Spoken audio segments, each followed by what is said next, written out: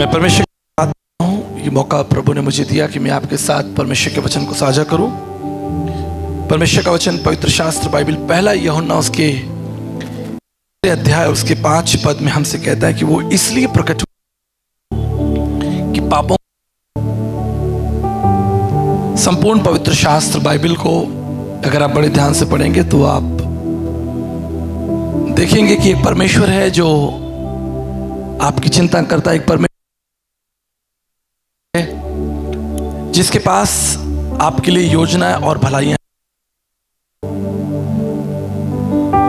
और परमेश्वर का वचन पवित्र शास्त्र बाइबल हमें ये स्मरण दिलाती है, याद दिलाती है कि वो परमेश्वर जो अज्ञात अगोचर परमेश्वर जिसे आंखों से नहीं देखा जा सकता।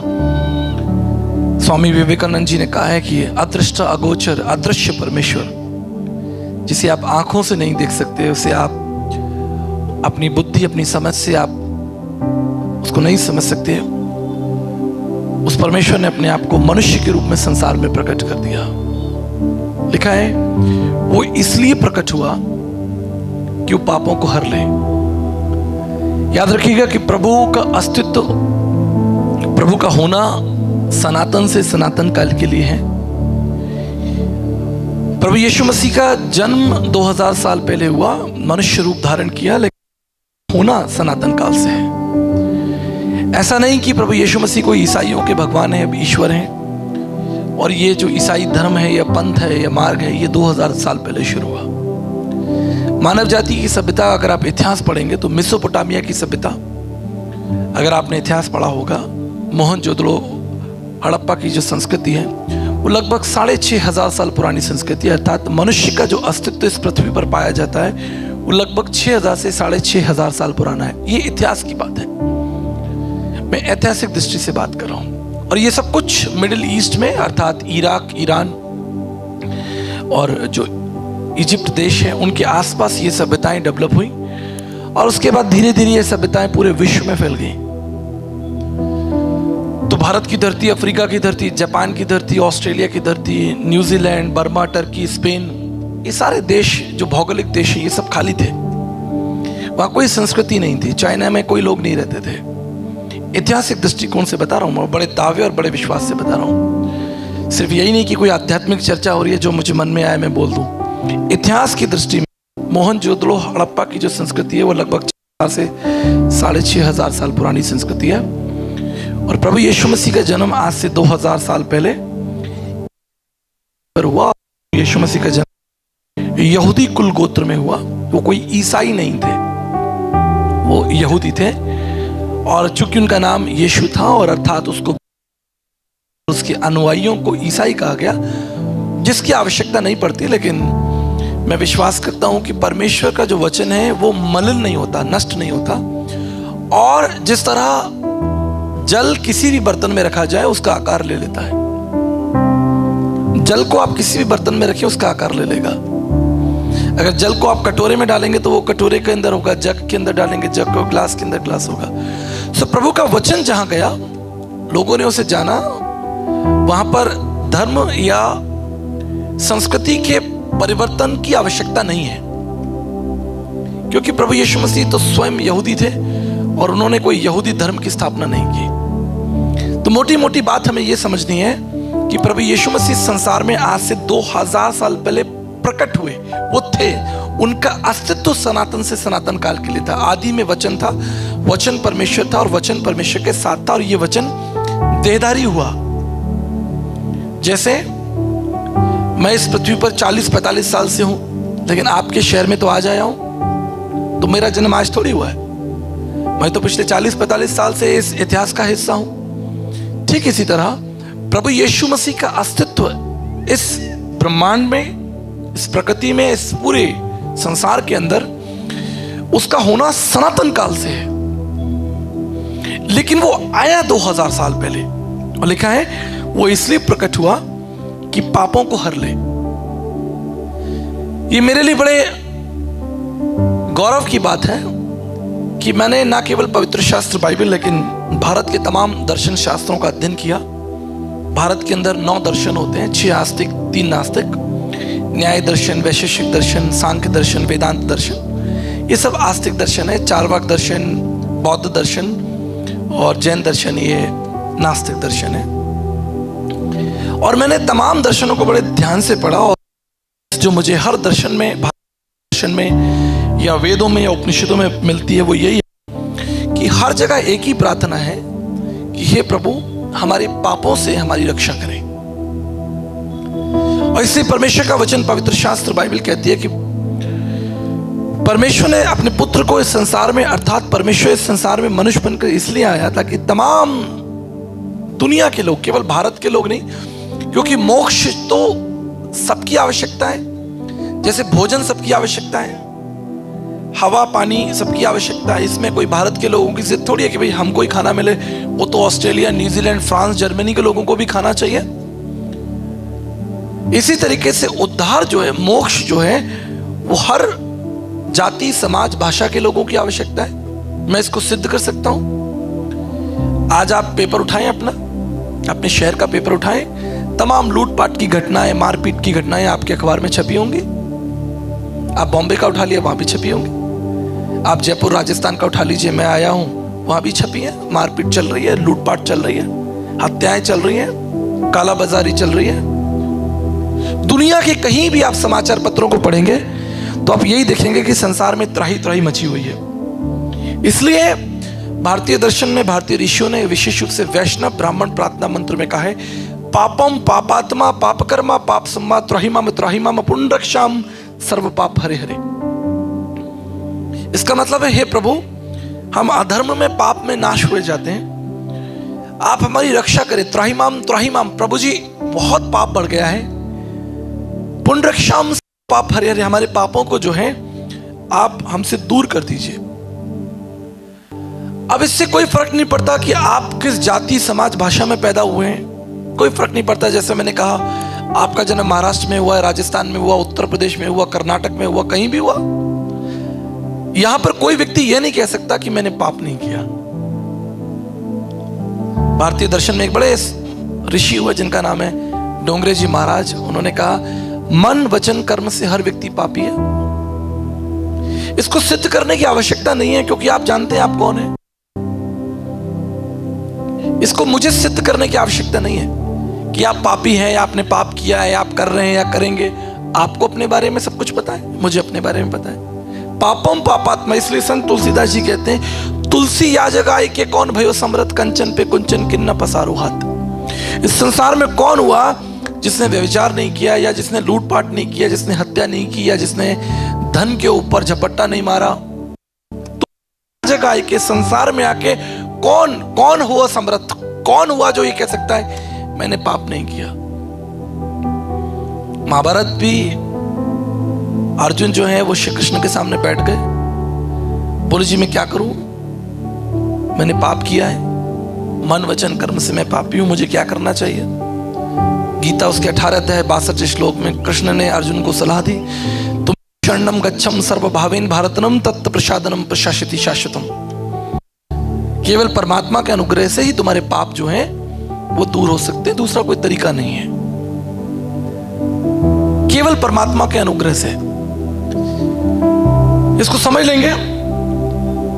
हमारे भारतीय दर्शन की ऋग्वेद उसका 10वां मंडल 133 ऋग्वेद 7:86 में लिखा, हे प्रभु हमें पाप से स्वतंत्र कीजिए और पाप के लिए हमें दंड मत दीजिए। आप बताइए, अगर आप में से कोई व्यक्ति पाप के लिए दंड चाहता हो कि जी मैंने पाप किया है, आप मुझे पकड़ के ले चलो पुलिस में, या मुझे मारो, मुर्गा बनाओ, मुझे थप्पड़ लगाओ। पाप करके हम सब तो बच के भागते हैं कि भाई किसी को पता तो नहीं चला, चलो भाई किसी को पता नहीं चला, निकल लो फटाफट। पर भारतीय ऋषियों ने क्या कहा, हे प्रभु, उन्होंने स्वीकार कर लिया। अच्छी बात यह है कि उन्होंने स्वीकार कर लिया। के लिए लोग तैयार ही नहीं है। आप तैयार हो, बताओ। कहनी जी मैं तो बहुत अच्छा, सबसे अच्छा तो मैं ही हूं। उधर पौलुस कहता है कि सबसे मैं ही हूं। हमारे बच्चन जी आए, बड़ी सभा थी, तो एक बच्चे ने, एक बेटिया थी 4th क्लास में पढ़ती थी, 4थी क्लास में, उसने अमिताभ बच्चन से एक सवाल पूछा। बोले सर आप वो कोल्ड ड्रिंक का ऐड करते हो, पेप्सी करते हो, नहीं मालूम पेप्सी हम बच्चों के लिए जो है हानिकारक है। और आपका ऐड देखकर हम जैसे बच्चे जो हैं बड़े खुश हो जाते हैं, पी लेते हैं कि भाई अमिताभ बच्चन जी पेप्सी भी पियेंगे, अपने माँ बाप से हम जिद करते हैं। लेकिन मैं ये जानती हूँ कि पेप्सी हमारे स्वास्थ्य के लिए हानिकारक है। आप पेप्सी का ऐड करते हैं। बच्चन जी ने कुछ वहां से चले गए, बॉम्बे आके उन्होंने पेप्सी के साथ अपना कॉन्ट्रैक्ट कर दिया। बोले डैडी, मान लिया उन्होंने कि भाई यहाँ गलत है, दिखाओ कि हाँ जी गलत है, मैं गलत कर रहा हूं, हिम्मत है। तो मनुष्य की सबसे बड़ी जो समस्या वो क्या है?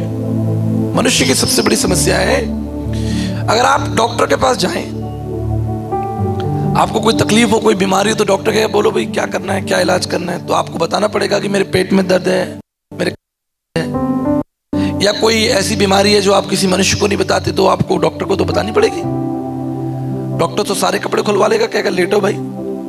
आप कहे जी नहीं मैं कपड़े नहीं खोलता, आप बस इलाज कर दो। बोले भाई देखने तो दो, क्या घाव है, चोट है, क्या है। इसी तरीके से वकील, आप में कोई बैठा तो नहीं वकील भाई? हाथ उठाइए कोई वकील हो तो, चलो ठीक है। इसी तरीके से वकील, आपको वकील के सामने बताना पड़ेगा कि मैंने क्या किया। जब तक आप वकील के सामने तो है मैंने, वो बात अलग है कि बाद में वो वकील साहब दांव पेच लगा के आपको बचा ले, वो अलग पड़ेगा आप, तो आपके लिए दिक्कत खड़ी हो जाएगी। इससे मनुष्य की सबसे बड़ी आवश्यकता क्या है कि मनुष्य परमेश्वर के जो है वो खड़ा हो जाए। आदि ग्रंथ साहब में लिखा, हूं पापी पतत परम पाखंडी, तू निर्मल निरंकारी। गुरु नानक साहब ने कहा भैया हम सब पापी हैं। सोरठ मौल 596 में लिखा हम सब पापी। अर्जुन ने मान लिया, सबने मान लिया। ब्रह्म पापम फलम, पाप का जो रिजल्ट, भाई आप कुछ करोगे तो कुछ आपको फल तो मिलेगा। जो बोएंगे, बाइबल भी कहती है तो काटोगे। तो जब आप पाप कहीं तो जा रहा है, कहीं तो जमा हो रहा है, कहीं डिपॉजिट हो रहा है। पापम फलम नरकमाद्यस्तु, अंत है का वचन। बाइबल क्या कहती है? प्रभु का वचन सिखाता है कि हमारी दुष्ट झूठ बोलने वाले सबका भाग जो है वो नरक की आग में होगा। अब बड़ी समस्या कि अब हम सब जो हैं अंधे हैं, अब अंधा अंधे को कैसे मार्ग दिखाए भाई? तो बात चल रही थी कि क्या अंधे अंधे को मार्ग दिखा सकता है? आप मुझे बताएं। अंधा अंधे को मार्ग नहीं दिखा सकता, तो क्या एक पापी व्यक्ति दूसरे पापी कर सकता है? कभी नहीं कर सकता। मैं आपको अपनी जिंदगी का एक बहुत सुंदर अनुभव बता रहा हूं, मुझे विश्वास है कि आप उससे आशीषित होंगे। मेरे पिताजी रेलवे में ऑफिसर थे। नीचे कई लोग, कम से कम 5000 लोग मेरे पिताजी के अंडर में काम करते थे। और पूरी जिंदगी मेरे पिताजी ने सेवा की और बड़ी ईमानदारी से सेवा की। मुझे कहते हुए बड़ा गर्व है अपने पिताजी के ऊपर कि मेरे पिताजी ने एक बहुत शानदार जिंदगी जी है। उन्होंने आज तक 1 रुपए की घूस नहीं ली। जिस पद पर थे और जितने लोगों के ऊपर वो अधिकारी थे, कई लोग उनसे अपना काम निकलवाने के लिए आते थे। तो एक बार मुझे घटना याद है, एक बार हमारे घर 3 लोग आए शाम को 5:30-6 बजे।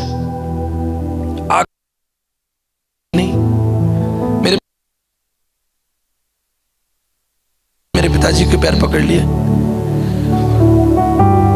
अंदर आई, बैठिए। स्टाफ ही थे, उनके ऑफिस से आए थे, जूनियर स्टाफ थे। तो वो चाहते थे कि मेरे पिताजी किसी कागज पे दस्तखत कर दे तो हो जाए, उनकी उन्नति हो जाए, या कोई पनिशमेंट होगा जिसमें बच जाए, या कोई उनके फेवर का काम होगा। और वो अपने साथ एक लिफाफा लाए, उसमें 1000 रुपया था और एक मिठाई का डिब्बा लाए। हमारे शहर की मशहूर दुकान सुनहरी लाल, उसकी मिठाई का डिब्बा था, उन्होंने लाकर टेबल पे रख दिया। अब मैं वहां चक्कर काट रहा, मैंने कहा सुनहरी लाल की मिठाई आ गई, क्योंकि को खाने को मिलती थी, क्योंकि 6 तारीख को मिलती थी हमारे पिताजी की। तो 6 तारीख को शाम को मिठाई आती थी हमारे घर में, तो हम बड़ा नाचते थे, भाई मिठाई आई है हमारे घर में। मैं आपको 30-35 साल पुरानी बात बता रहा हूँ। अब जी वो मिठाई घर में सुनहरी लाल का डिब्बा रखा हुआ, हम उसे देख रहे हैं। हमने कहा भाई मिठाई, ये तो बड़ा कमाल हो गया, कहाँ से ये चांद निकल आया। अब हम बोले कि जब मेहमान जाएं तो हम खाएं,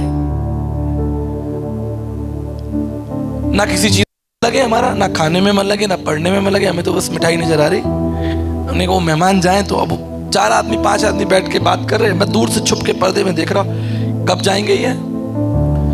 घंटे 1.5 वो चले गए, लेकिन अनहोनी ये पिताजी ने वो डिब्बा वापस कर दिया। बोले भाई अपना ये लिफाफा भी ले जाओ और ले जाओ। मैं बड़ा संकोच कर, मैंने कहा पिताजी ने सुनहरी लाल की मिठाई वापस कर दी। मैंने पिताजी से पूछा, मैंने कहा पापा जी आपने वो मिठाई, कहते बेटा वो मिठाई सही नहीं थी, उसका उद्देश्य सही नहीं था। आज वो बात समझ में आती है कि वो उद्देश्य क्या था। आज ये मिठाई पूरे संसार में घूम रही है, नहीं घूम रही? आप बताओ, हर डिपार्टमेंट में घूम रही, नहीं घूम रही है? बताइए आप, यहां बैठे होंगे बहुत सारे लोग। तो क्या जो आप ये डिपॉजिट कर रहे हैं, ये अनर्थ जो चल रहा है संसार में, अंधकार चल रहा है, आप में से कोई व्यक्ति यहां नहीं होगा जिसने बैंक लूटी हो? बताओ, कोई नहीं होगा। किसी ने मर्डर भी नहीं किया, तो फिर आप पापी कैसे हो गए भाई? ऐसा आपने क्या? दर्शन कहता है काम क्रोध मद लोभ की मूर्खो तुलसी एक समान। आपने क्रोध भी कर लिया, अहंकार कर लिया आपने, तो आपका नाम लिस्ट में आ गया। जी भाई ये आदमी अहंकार कर रहा है, इसको देखेंगे हम बाद में। तो सुसमाचार क्या है? यीशु मसीह संसार में क्यों आए? मैं कल भी बता चुका था, आज फिर बता रहा हूं क्योंकि आप सब लोग नए आए हैं। यीशु मसीह धर्म की स्थापना करने नहीं आए थे। वैसे धर्म को समझ लीजिए, धर्म का मतलब सिर्फ कर्मकांड नहीं होता कि लोग कैसे पूजा कर रहे हैं ना, कैसे यात्राएं हो रही हैं, धार्मिक यात्राएं होती हैं। प्रेम धर्म का मूल है, पाप मूल संताप। जहां दया वहां धर्म है, वहां क्षमा वहां। धर्म के 2 अर्थ हैं। धर्म एक व्यापक व्यवस्था है, इसको समझेंगे। एक पिता अपने बच्चों के लिए उठाता है, मेहनत करता है, उसे भी धर्म है भारत की संस्कृति में। एक माँ बच्चों के लिए भोजन बनाती है, उसे भी धर्म कहा गया। एक शिक्षक टीचर जो है वो पढ़ा रहा है, स्कूल में खड़े होकर ब्लैक बोर्ड पे पढ़ा रहा है, वो भी धर्म है। एक सैनिक बॉर्डर पे खड़ा है, वो भी धर्म है। एक डॉक्टर इलाज कर रहा है, वो भी धर्म है। लेकिन क्या होता है कि हम सिर्फ कर्मकांडों को धर्म मान लेते हैं कि भाई पूजा हो रही है, ये व्रत रखा जा रहा है, ये धार्मिक यात्राएं हो रही हैं। वो धर्म का एक छोटा, जैसे हमारा शरीर है ना, तो शरीर तो सर से लेकर पांव तक है। अब इसमें नाखून भी है ना, इसमें उंगली भी है, तो ये भी तो शरीर का हिस्सा है। इसलिए जो कर्मकांड है, पूजा पाठ करने की पद्धति है, वो धर्म का एक छोटा हिस्सा है। वास्तविक जो धर्म है वो मूल्य और आदर्श है और नैतिकता के ऊपर आधारित है, ताकि मनुष्य धर्म के मार्ग पर चले। जैसा वचन कहता है कि उदय होगा, बाइबल कहती है, और तुम चंगे हो जाओगे। तो ये जो चंगाई है सिर्फ शारीरिक नहीं है, आत्मिक चंगाई भी है। जब तक सूर्य नहीं होगा तो अंधेरे में आप कब तक बैठे रहोगे? आप मुझे बताओ। अगर सूर्य जो है वो 10 दिन 15 दिन 20 दिन 50 दिन ना निकले, त्राई त्राई हो जाएगी, आप भागोगे इधर से उधर। क्यों? क्योंकि पृथ्वी का तापमान ठंडा हो जाएगा, आपकी हालत खराब होगी, आप मरेंगे और पानी जमेगा और पेड़ पौधे जो हैं वो जो है फोटोसिंथेसिस प्रोसेस बंद हो जाएगा, प्रकाश संश्लेषण की विधि खत्म हो जाएगी, ये ऑक्सीजन नहीं देंगे, बस जय जयकार हो गई आपकी, पहुंच गए आप वहां जहां आपको पहुंचना था। साधु सुंदर सिंह, पंडिता रमाबाई, नीलकंठ शास्त्री, राजा राम मोहन राय, नारायण वामन तिलक, पंडित धर्म प्रकाश शर्मा, भाई भक्त सिंह, ईमानदार लोग थे, प्रभु में ईमानदार लोग थे, सक्षम लोग थे, बुद्धिजीवी लोग थे। इनके पास दर्शन था, ज्ञान था, वैचारिक बातें थी, जिससे जीवन में एक प्रभाव हो, शक्ति मिले, ऊर्जा मिले। मैं आपको भोजन सुंघाने थोड़ी आया हूं, खिलाने आया हूं। आपको याद रहे 2-4 बातें मेरी तो मजा भी आए। आप भूल गए, बस बहुत अच्छा संदेश था। क्या संदेश था? पता नहीं क्या संदेश था, अच्छा था। इसे सीखिए। तो बाइबल का जो पूरा संदेश है वो क्या है भाई? आपको ईसाई बनाने का संदेश नहीं है। मैं आपको फिर बता रहा हूं, बाइबल का एक ही संदेश है, वो आपके सामने लिखा है। वो इसलिए प्रकट हुआ कि मनुष्य के पाप जो है वो हर ले। अब आपसे तो हो नहीं रहा। आदि शंकराचार्य जी ने भी कहा नहीं थी के नापी जन्म। हमसे नहीं हो रहा भाई। अगर हमसे हो ही जाता तो फिर वचन ऐसा क्यों कहता? ना योगेन सांख्यन कर्मणा ना विधाया ब्रह्मकृत मोक्ष विद्यते सिद्धाय नान्यता। ना योगा करने से उद्धार मिलेगा, ना माला जपने से। उद्धार मिलेगा परमेश्वर के अनुग्रह से। देवानुग्रह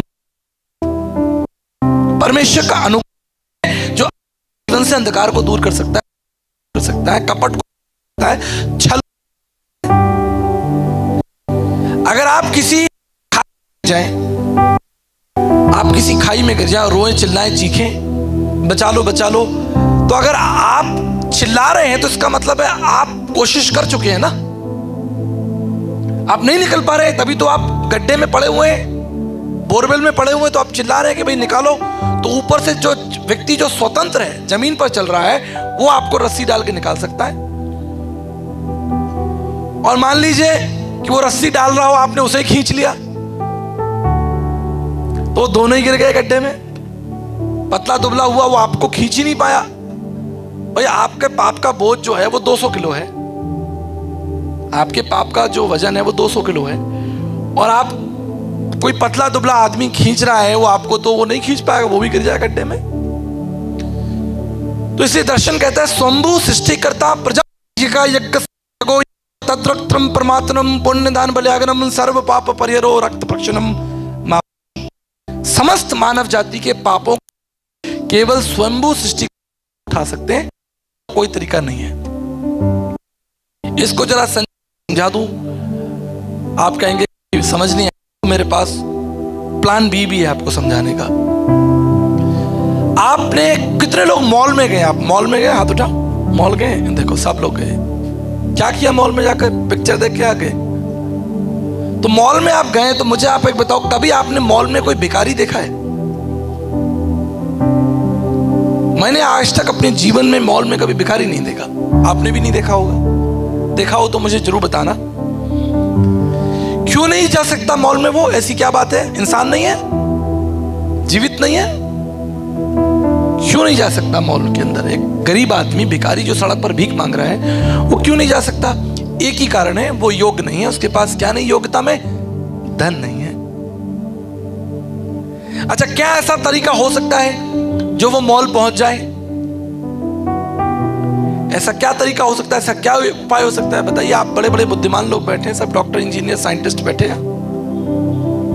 क्या ऐसा तरीका हो सकता है कि वो एक भिखारी जो सड़क पर भीख मांग रहा है, वो मॉल में ऊपर पहुंच जाए? भाई आप जैसा कोई दयावीर जो हो, जिसका दिल बहुत बड़ा हो, दयावान कोई हो, वो उसका हाथ पकड़ के उसे ले जाए कि भैया चलो मैं आज मॉल में खाना खिला के लेकर आता हूं, तभी पहुंच पाएगा। दूसरा कोई उपाय है ही नहीं। तो कौन दया करेगा हमारे ऊपर? हम तो यहीं भटक रहे संसार में, धक्के खा रहे। मेरी दया आपके काम नहीं, आपकी दया मेरे काम नहीं। क्या एक अंधा अंधे को मार्ग दिखा सकता है? तो क्या जरूरत थी? क्या जरूरत थी? इसे समझ लीजिए। कुलुसियों उसका पहला अध्याय 26 पद में लिखा है, अर्थात उस भेद को जो समय और पीढ़ियों ने उन पवित्र लोगों पर प्रकट कर दिया। पवित्र लोग कौन है? जो प्रार्थना कर रहे हैं, परमेश्वर की बाट जो रहे हैं, जो परमेश्वर के लिए पुकार रहे हैं, अपने आप को रो रहे हैं, छलनी कर रहे हैं, कह रहे हैं प्रभु जी आपको हम ढूंढ रहे हैं, आप हमें बस मिल जाओ। पवित्र लोग आंखों में आंसू हैं और जो परमेश्वर का दर्शन करना चाहते हैं। बाइबल कहती है कि परमेश्वर ने उस भेद को जो युगों से, सदा से गुप्त था, पवित्र लोगों के ऊपर प्रकट कर दिया। क्या था वो भेद? कुलुसियों का दूसरा अध्याय 2 पद में लिखा है, परमेश्वर पिता का भेद अर्थात मसीह